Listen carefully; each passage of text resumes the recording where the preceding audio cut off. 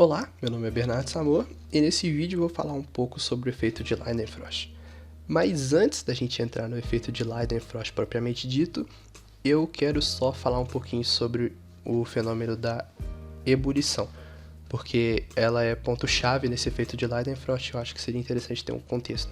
Bom, falando sobre ebulição, o que a gente tem basicamente é um fenômeno físico que depende unicamente da temperatura. Na verdade, não unicamente, é claro que a pressão vai interferir também, mas basicamente o que a gente tem é a mudança de estado físico do líquido para o gasoso atingindo uma certa temperatura.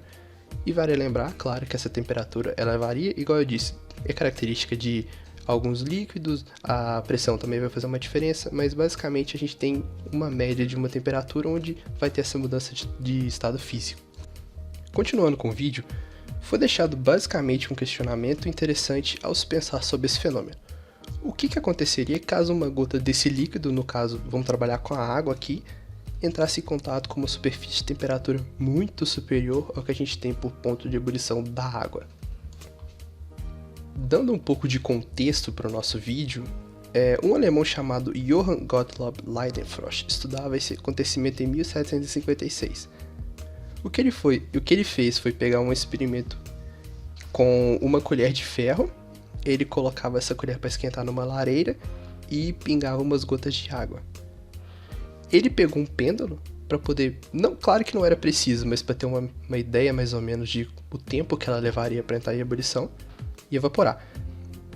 Então ele fazia isso, ele marcava um tempo específico e o que ele reparou foi que depois de um certo tempo, ele continuava pingando algumas gotas lá, e algumas gotas depois desse tempo, elas demoravam mais para entrar em ebulição.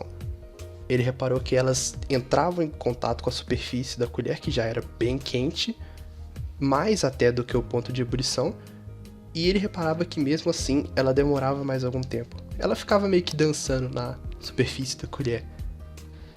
E então surgiu a dúvida: por que isso acontecia? Bom, a princípio a gente tinha uma situação onde a colher ela estava numa temperatura, se não for o ponto de ebulição, bem próximo dela.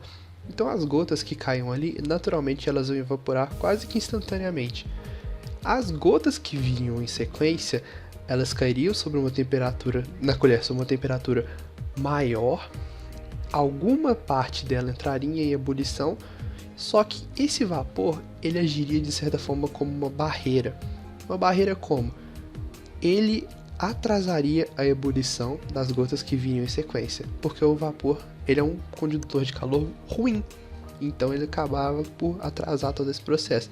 Por isso aquele comportamento das gotas sambando, dançando em cima da colher, porque elas não evaporavam assim que elas tocavam a colher. E proveniente desse processo a gente teve o efeito de Leidenfrost. E só a título de curiosidade, o efeito de Leidenfrost vocês já sabem o que é, toda a questão do desaceleramento da ebulição.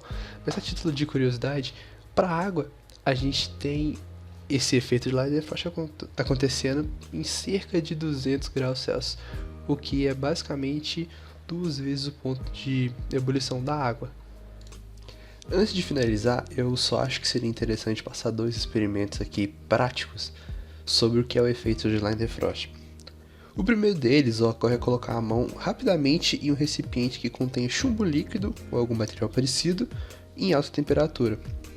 Para o chumbo, a gente tem um ponto de ebulição de 1794 graus Celsius.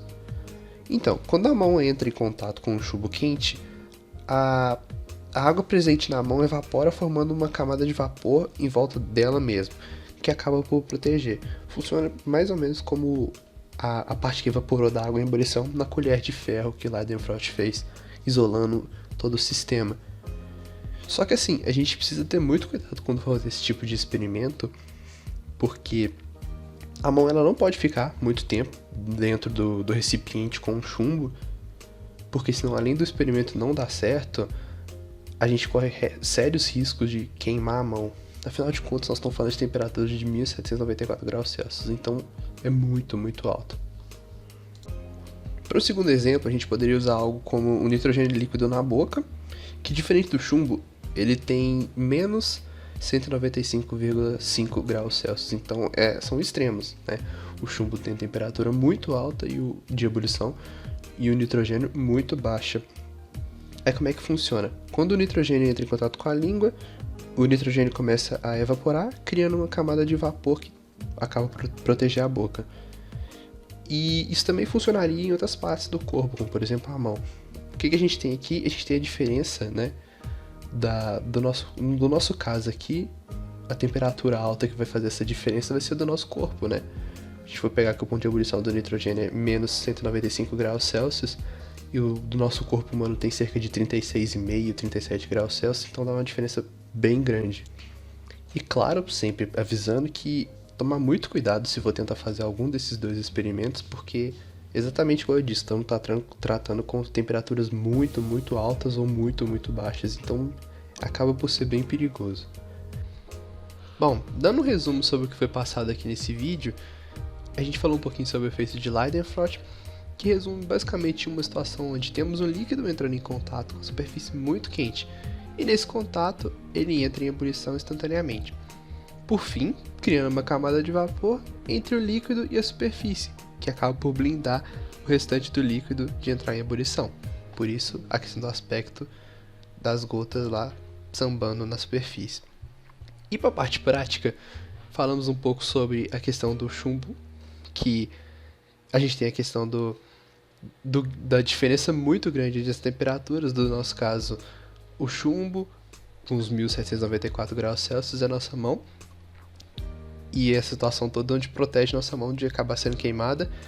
E para o nitrogênio líquido na boca, a gente tem supostamente o contrário, onde o nitrogênio líquido tem uma temperatura muito baixa e a boca tem uma temperatura relativamente maior do que o do nitrogênio líquido, por isso protegendo a boca.